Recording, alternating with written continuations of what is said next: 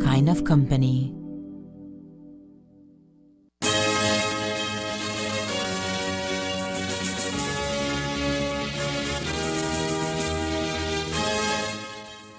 Tonight on Ctv3 News, Commissioner of Police dismisses officer accused of narco-trafficking in the murder case of Raheem Usher.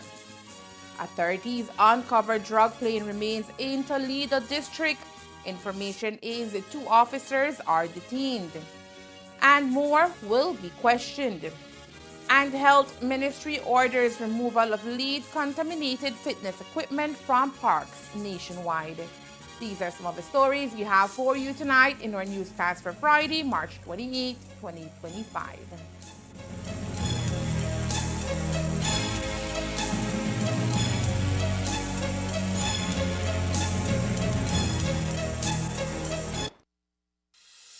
The New World screwworm poses a significant threat to livestock, pets, and humans. It can cause severe losses if not controlled quickly. Currently, it is not present in Belize. That is why early detection is crucial to prevent its spread. Let us help to keep it out. Don't bring animals from other countries illegally. If you notice maggots, larvae, or worms in unusual wounds, report them immediately. Call Baja at 824-4872 or text 670-7003. Together we can work to keep our country safe from the New World screwworm and save animals. This message was brought to you by Baja, OIRSA, AICA, USDA, and the Ministry of Agriculture, Food Security, and Enterprise. Coming soon, Pro FC 16. Get ready for an electrifying night of combat sports as Pro FC takes over the Princess Vegas Hotel and Casino in Corazon on Saturday, May 17th, 2025. Witness 14 adrenaline-fueled fights featuring the fiercest competitors from Belize, Mexico, Canada, and Guatemala, all battling for glory and supremacy in the ring. Pro FC 16. Don't just watch the action, be part of it. Pro FC 16, exclusive on the Express Plus app.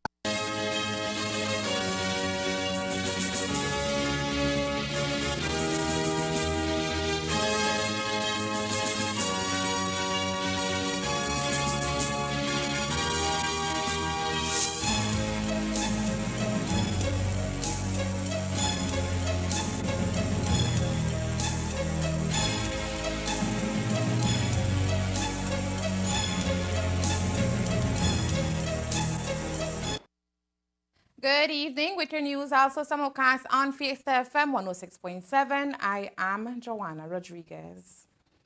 In a decisive move reflecting the gravity of recent allegations, Commissioner of Police Chester Williams announced the dismissal of a police corporal whose name surfaced in connection with the murder of 29-year-old Raheem Usher. The shocking discovery of Usher's body in San Antonio Village, coupled with the disturbing details surrounding his demise, has put a spotlight on potential corruption within the Belize Police Department. In an official letter addressed to the corporal, Commissioner Williams stated, "In light of the serious nature of the allegations against you, the impact on the reputation of the Belize Police Department, and after careful consideration of the submission by your attorney, I hereby exercise my power and discharge you from the Belize Police Department effective March 28, 2025. The letter granted the officer a right to appeal the decision to the Belize Advisory Council within 21 days of receipt. The corporal, who has dedicated 21 years to the police force, found himself at the center of a police investigation after Usher's body was discovered in late February. Usher, a resident of Libertad Village, had been reported missing for over a month before his body was found handcuffed, wrapped in a sheet, and concealed under plastic. Notably, the sheet included a handwritten threat targeting individuals allegedly involved in drug trafficking, listing 6 names, including that of the dismissed officer. Williams emphasized the department's zero-tolerance policy, towards officers entangled with drug cartels during an interview held a few days after Usher's body was found. For context, here is what he told the media. And I have said this before, and I'm going to say it again. The Belize Police Department is not going to shield no police officer who gets entangled with cartels. If you get entangled with cartels, the best I can do for you is to second you to Chetamal, where you can work with them.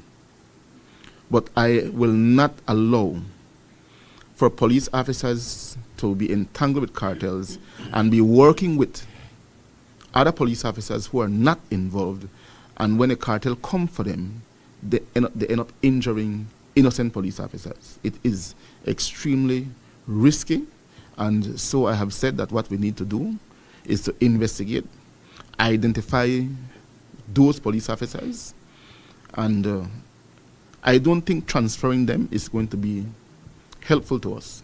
Because if we transfer them, they move to other areas and they recruit more police officers.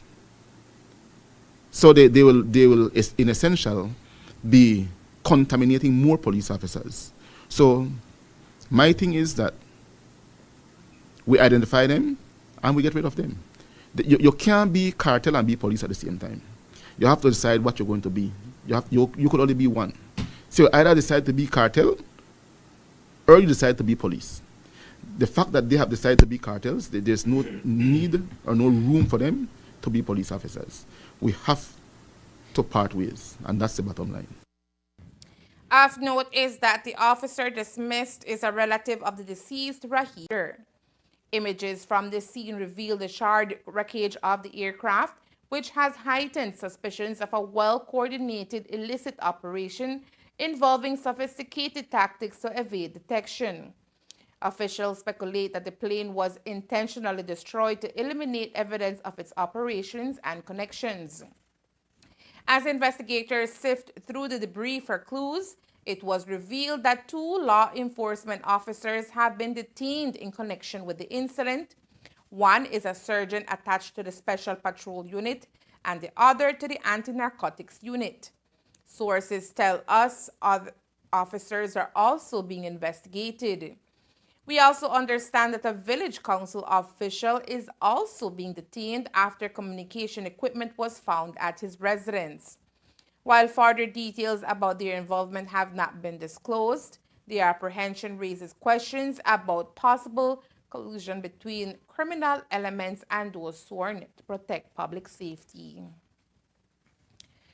Former opposition leader Moses Shine Barrow has launched a legal offensive against 3 media entities amid claims of defamation relating to reports on the surrender of his diplomatic passport. In a series of formal demands issued through his legal representatives, Barrow is seeking retraction, public apologies, and damages from 7 News, Hot Off the Press, and Belize News Network (BNN), following allegations that he resisted returning his passport to the government of Belize. The controversy erupted after a news segment aired on 7 News Belize on March 26, 2025, under the headline, "GOB says to Shine, game over, yanks diplomatic passport," which claimed that Barrow had displayed reluctance in returning the document. However, Barrow's attorneys assert that he returned his diplomatic passport at approximately 10:51 a.m. that same day, several hours before the report aired. In a letter addressed to Jules Vasquez and Tropical Vision Limited, the parent company of 7 News, Barrow's legal team from W.A. Lindo LLP criticized the report for disseminating factually incorrect statements that painted the former leader as defiant and non-compliant with government protocols. In addition to the retraction and public apology, the letter demands that the article be removed from all social media platforms, requests damages for reputational harm, and calls for a commitment to avoid similar allegations in the future. The letter warns that non-compliance will lead to defamation proceedings. Adding to the legal landscape, Barrow has also taken steps against Hot Off the Press and Belize News Network, BNN, for defamation concerning similar allegations about his diplomatic passport. Both cease and desist letters issued by Pitts and Pitts Associates echoed the demands made to 7 News and emphasized the inaccurate portrayal of Barrow as having refused to return his passport, a claim his legal representatives argue is entirely baseless. The letter targeting Hot Off the Press highlights a specific article titled "Shine's Diplomatic Days Numbered," asserting that it suggested dishonesty and non-compliance with government directives. The cease and desist notice serves to demand the piece's removal, an official apology, and compensation for reputational harm, along with a commitment to refrain from further defamatory remarks. Similarly, Barrow's legal action against BNN is based on an article that claimed that he had stolen government property by failing to return his passport. Barrow's attorneys contend that he had willingly returned the document prior to the article's publication, dismissing the statements as maliciously intended to harm Barrow's reputation. Both cease and desist letters set a 14-day deadline for compliance, warning that failure to address these demands could result in illegal proceedings in the High Court of Belize. 7 News Belize has since reported that Barrow did return his diplomatic passport. We understand he did so on the morning of March 26th. The document was handed over personally to Minister of Foreign Affairs, Honorable Francis Fonseca. With the excitement of general elections now over, the new government has been getting back to business as usual. One of the major tasks on GOB's agenda, according to Prime Minister John Briceño, is the appointment of several new ambassadors. While the government has made several new appointments in various ministries and the Senate, it has not announced any ambassadorial changes. In an interview this week, PM Briceño explained that he will meet with Minister of Foreign Affairs Francis Fonseca to discuss possible adjustments. He says that while no decision has been made yet, there may be a few changes. We will change a number of them, as we usually do, after 4 to 5 years. But I have to sit down right now with Minister Fonseca as the Foreign Minister to have that discussion. In particular, the U.S. ambassador, a very important portfolio now. Do you change out Mr. Young? Again, I will be discussing with Minister Fonseca, and then we will come to decide which are the changes and where, and then the who we want to put.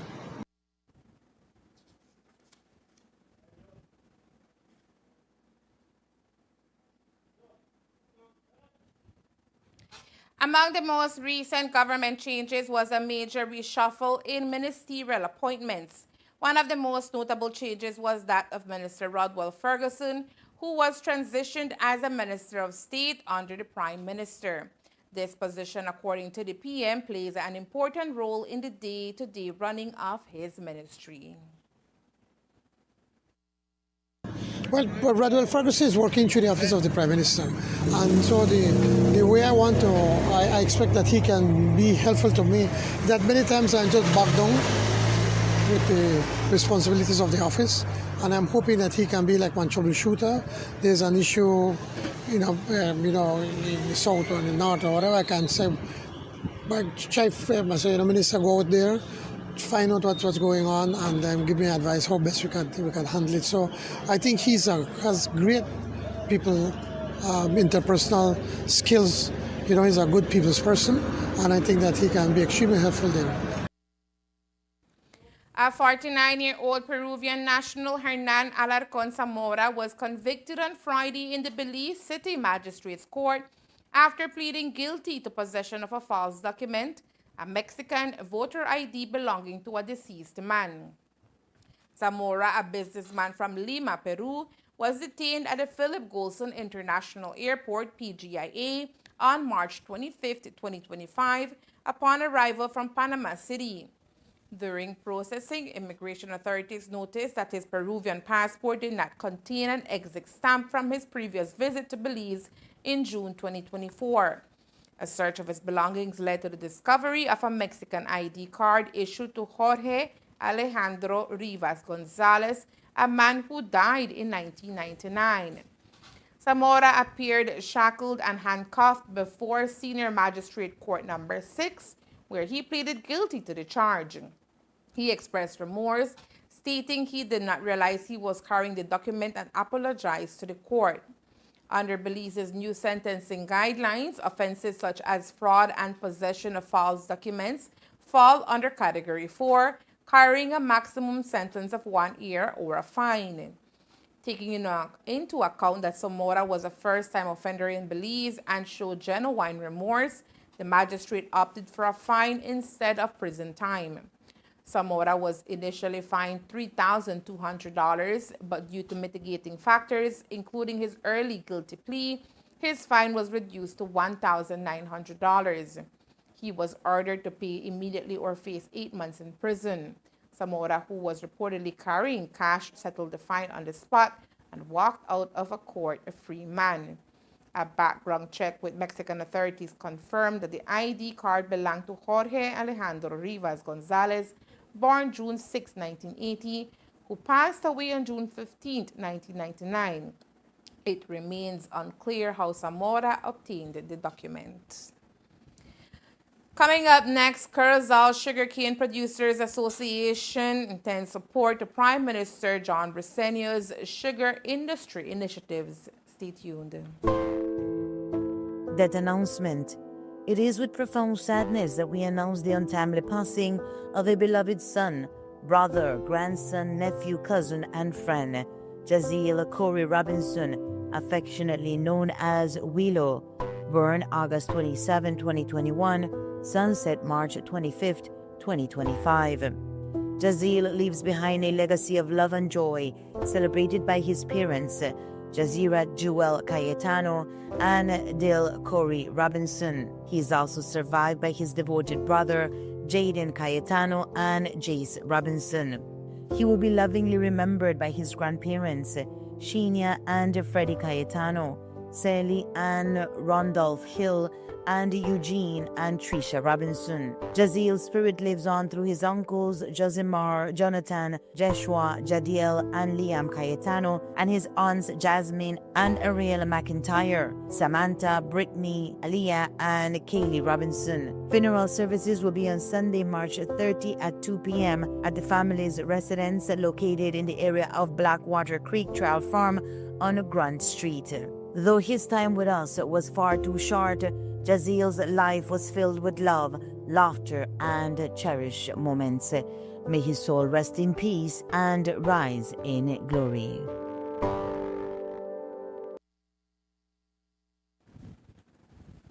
Yesterday, we told you about the letter sent to the Prime Minister by the BSCFE expressing significant disapproval over the decision to have the sugar industry move from under the Ministry of Agriculture. Well, it seems that the other associations have a different outlook on the matter. Today, the Curacao Sugarcane Producers Association, CSCPA, issued its own letter, but unlike the BSCFA, they are commending the move by the PM. In their letter, the CSCPA states, and we quote, "The CSCPA fundamentally expresses its deep satisfaction on your decision to allocate the sugar industry portfolio under your ministry, which will undoubtedly complement the opportunities to creating a more vibrant industry for the benefit and sustainable livelihood for all sugarcane stakeholders, participators of the industry," end quote.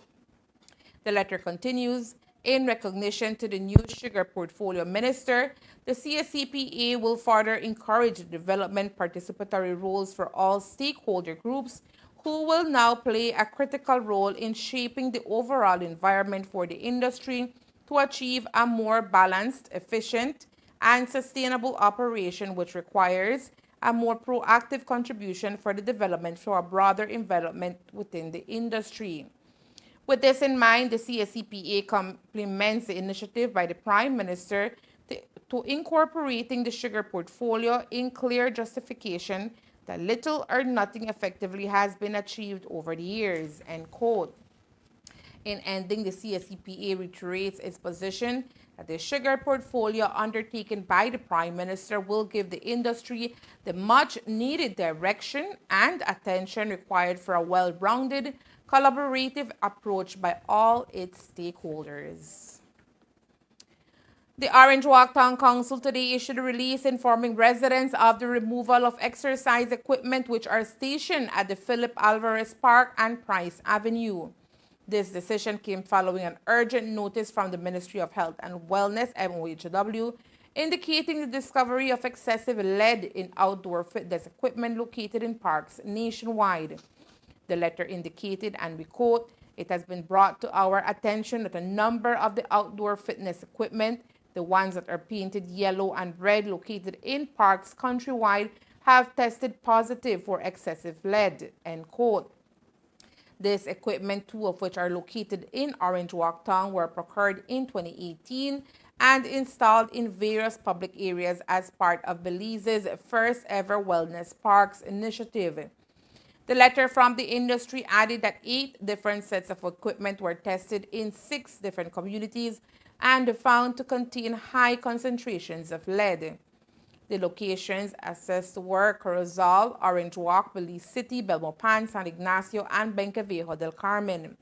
Additional parks in San Pedro, Dangriga, and Punta Gorda also received this equipment. The alarming findings were revealed through research conducted by Dr. Joaquin Urbina, Assistant Professor of Chemistry at the University of Belize, in collaboration with Dr. Adam Kiefer and Dr. Addie Burke from Mercer University. The equipment, which bears signage indicating sponsorship by the government of Belize, the Ministry of Health, and the Embassy of the Republic of China, Taiwan, was found to contain high concentrations of lead in its paint. Today, when we contacted Orange Walk Mayor Ladrick Shepherd, he assured residents that the council is taking all necessary steps to have the tainted equipment removed and properly disposed of. Of note is that the alarming findings were revealed through research conducted by Dr. Joaquin Urbina, Assistant Professor of Chemistry at the University of Belize. In response to the alter by the Ministry of Health and Wellness and subsequent actions by different municipalities, today the Taiwanese Embassy in Belize issued a clarification to the ministry's letter. It said, "The Embassy of Taiwan would like to clarify that while we provided funding for the exercise equipment in 2018, we were not involved in their procurement. The Embassy takes such issues seriously and will work closely with related government agencies of Belize to ensure similar situations do not arise in our bilateral cooperative projects," end quote. For the past few days, we have been reporting on the most recent economic reports released by the Statistical Institute of Belize. One of the newest surveys carried out by SIB is the Consumer Confidence Index, which measures consumers' sentiments towards general economic conditions, their household's economic situation, and making major household purchases. The scale ranges from 0, which is completely pessimistic, to 100, which is complete optimistic. For the month of February, the SIB is reporting that consumer confidence fell by 8.9% when compared to January 2025. For the month of February 2025, the Consumer Confidence Index stood at 46. This represents a decrease of 8.9% from January 2025, when the index stood at 50.5. If we look at the CCI over an extended period, we can observe that consumer confidence improved steadily for 4 consecutive months, from October 2024 to January of 2025, while in February, confidence reverted back to pessimistic levels, below the threshold of 50.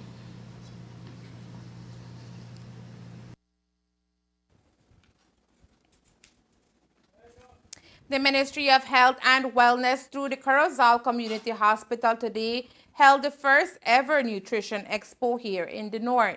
Today's activity was funded through UNICEF Belize and included an all-day open day, which saw the participation of both primary and secondary institutions from across the municipality. The day included an official opening ceremony followed by the opening of the Nutrition Expo, which saw a banner competition as well as a healthy Belizean cuisine competition. Deputy Regional Health Director for the North, Roger Riverall, shared more about today's event and the significance of educating the community about healthy eating.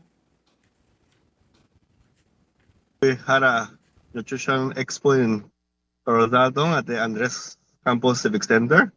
How we came about with this expo, we have our friends from UNICEF. What we started last year, our NCDs, which is a non-communicable disease like hypertensive patient, diabetes, up north, people like eat their fried chicken, so cholesterol high, triglyceride high, was one of the most deaths we have that year, really high up north. So what we joined hands with UNICEF. As you are aware, the Ministry of Health have launched the nutrition policy, right? They are trying to go to the primary schools, start for primary school to integrate drinking water instead of a soft drink. If you are aware, a soft drink, how much sugar it contains, if I'm not mistaken, it have 46 grams of sugar when you drink one soft drink, no? So we started with that initiative here in Corozal. Today we had an expo with two competition. One, we had a banner competition with primary schools.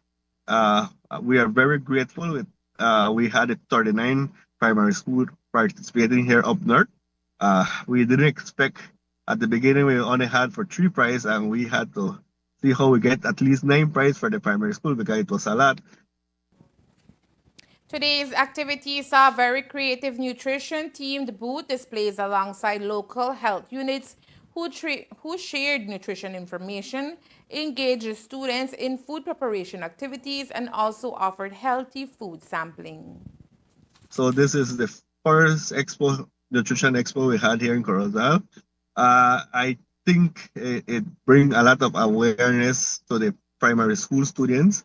So our secondary school students, they saw why we need to eat healthy. I know eating healthy costs a lot, but if you're aware, you have a lot of these high schools doing agriculture. So they have vegetables, fruits that they plant that they can make use of it. And we saw a lot of different dishes that they use with their products that they produce. It was a success expo. We are very happy. I have my team at the Corozal Community Hospital that works very hard. It was a stressful week, but we overcome this event today, and I think the Minister of Health was really happy today. Even the UNICEF that sponsor us were here present today. We had a small ceremony that it was attended by the Honorable Kevin Bernard, and we had the Honorable Thea Garcia also with us, the Mayor Bernard, also and UNICEF representative were here for the ceremony. The hope, according to Riverall, is to have the Nutrition Expo as part of the ministry's annual calendar of events in different municipalities. And there is more news after the break. Stay tuned. That announcement. It is with profound sadness that we announce the untimely passing of a beloved son, brother, grandson, nephew, cousin, and friend, Jaziel Corey Robinson, affectionately known as Willow, born August 27, 2021, sunset March 25, 2025. Jaziel leaves behind a legacy of love and joy, celebrated by his parents, Jazira Jewel Cayetano and Dale Corey Robinson. He is also survived by his devoted brother, Jaden Cayetano and Jace Robinson. He will be lovingly remembered by his grandparents, Sheenia and Freddie Cayetano, Sally and Randolph Hill, and Eugene and Trisha Robinson. Jaziel's spirit lives on through his uncles Josimar, Jonathan, Joshua, Jadiel, and Liam Cayetano, and his aunts Jasmine and Ariel McIntyre, Samantha, Brittany, Aliyah, and Kaylee Robinson. Funeral services will be on Sunday, March 30 at 2 p.m. at the family's residence located in the area of Blackwater Creek Trail Farm on Grant Street. Though his time with us was far too short, Jaziel's life was filled with love, laughter, and cherished moments. May his soul rest in peace and rise in glory.